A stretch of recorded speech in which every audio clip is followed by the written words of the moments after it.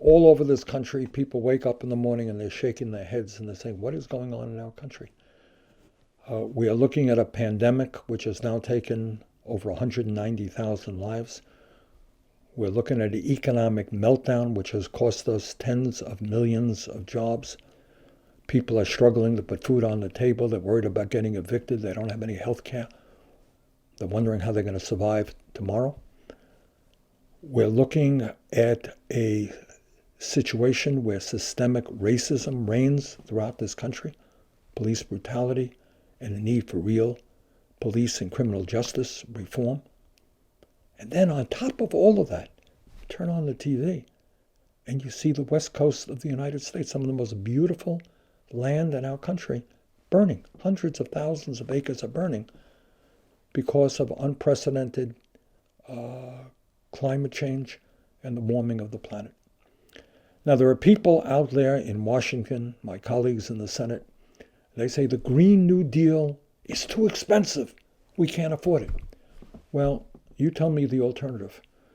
Tell me the alternative if we're going to be looking at a planet which is burning up, if we're looking at more and more droughts and the decline of food production, if you're looking at more and more extreme weather disturbances, hurricanes and tornadoes, if you're looking at more and more disease, if you're looking at more and more mass migrations of people around the world who can no longer stay in their communities because there's no water or there is no food.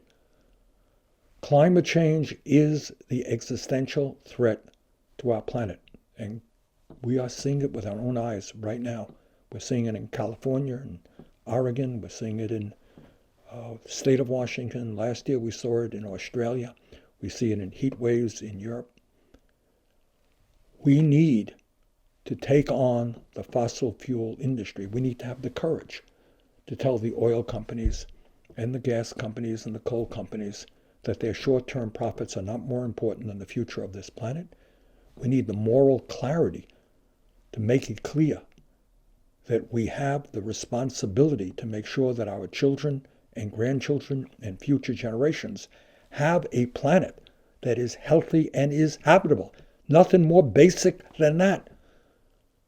So today, as our hearts go out to the suffering in the West Coast, loss of life, loss of homes by the hundreds, let us keep our eyes focused on the need to transform our energy system away from fossil fuel. And yes, the Green New Deal is not too expensive because the alternative is far, far more dreadful, more destructive, and much more expensive. Thank you.